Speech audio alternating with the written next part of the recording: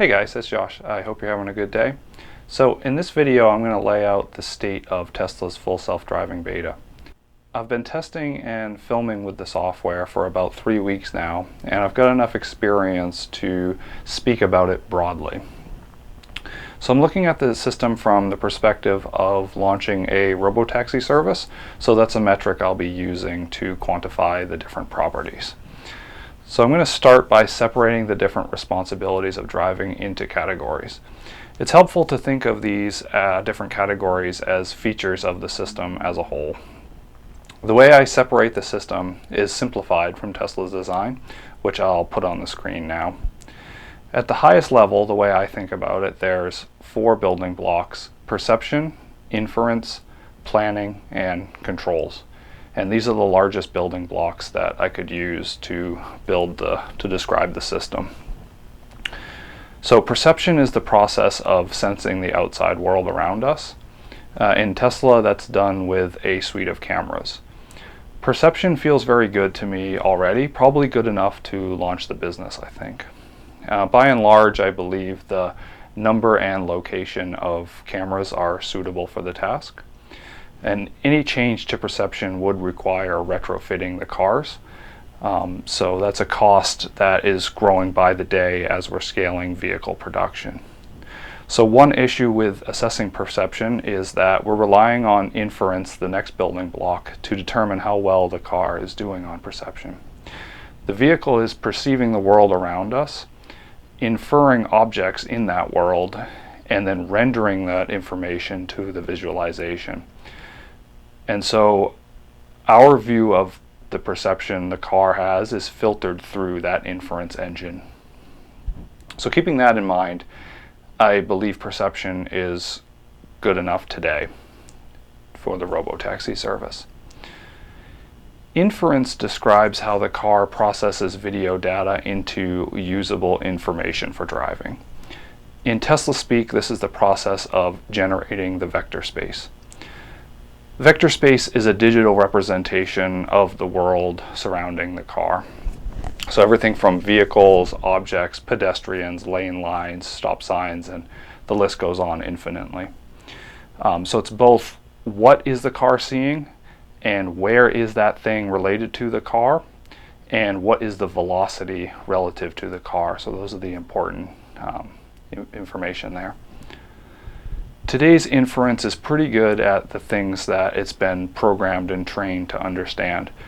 But to me, it still feels like there's a categorical approach to inference, which may or may not be broadly scalable.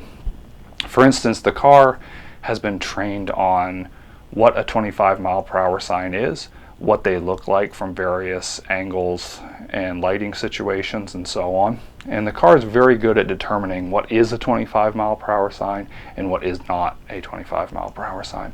Probably superhuman at just that one task. Now, for example, let's say we went out and made our own 17-mile-per-hour sign. You or I could read that sign, infer the meaning, and then make decisions about what to do with that information. But the current iteration of Tesla Vision Inference could not do that. It doesn't broadly understand what a speed sign is or means. Instead, it knows how to identify 25-mile-per-hour signs out of an image. So to prove that, I found some 20-mile-per-hour signs, and you can see here that the vehicle can't detect even 20-mile-per-hour signs. So we know the system can read a 2, we know it can read a 0, and we know it knows what a speed sign looks like, but it can't put all of that together in context to understand that's a 20-mile-per-hour sign. It needs to specifically be programmed and trained to identify 20-mile-per-hour signs. So inference is very good at the things it's been trained to recognize, but there's still large gaps due to missing categories. For instance, in this example, the car can't recognize the road closed or detour signs. That's a pretty big problem today. In this other example, the car can't recognize the bus lane, even though it should be able to easily read the words off of the road. So in conclusion, I think inference is not good enough today, but it is reasonable to think that they can improve this well enough for a Robotaxi service within the year. They've shown that The things it is trained to understand, it understands very well. It recognizes stop signs, stop lights, lane lines, etc., etc. Planning is the weakest area by my estimation. So planning is the process of determining where to drive through the world around us. So it takes in navigation, maps, and the vector space as the input. And the output is a plan, which is essentially a vector for the car to follow in both heading and velocity. And so it's visualized by the tentacle on the display. So here's a sample planning example from AI Day. The blue line represents the plan, and you can see how the car iterates over solutions until it finds the most optimal solution. The graphs represent the different metrics it is optimizing for: traversal time, comfort, and collision risk, things like that. So most of the issues and disengagements you see today are due to planning issues. Here's an example. In this case, the planner decided to move into the right lane at the worst time possible. As far as I know, the planner is currently using discrete logic, and Tesla plans to move to neural net planning in the future, and hopefully that change will make a large improvement.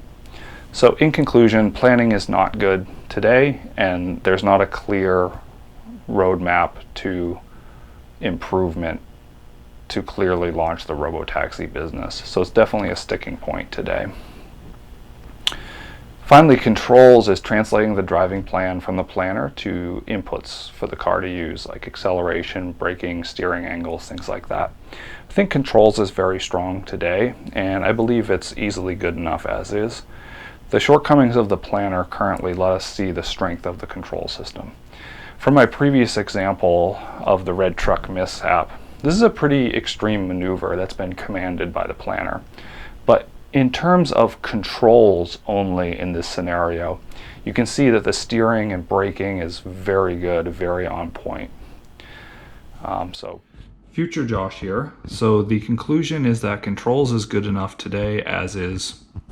To wrap it all up, I've laid out why I think 3 of the 4 areas are good enough today or can be improved within the year. I've also laid out why I think planning is the current bottleneck and how it's not clear to improve the planner quickly. In my next video, I'm going to build on these views and go into how I think Tesla could implement a Robotaxi service next year, as well as what I think they will actually do. So stay tuned for that video, subscribe if you haven't already, and have a nice day. Cheers.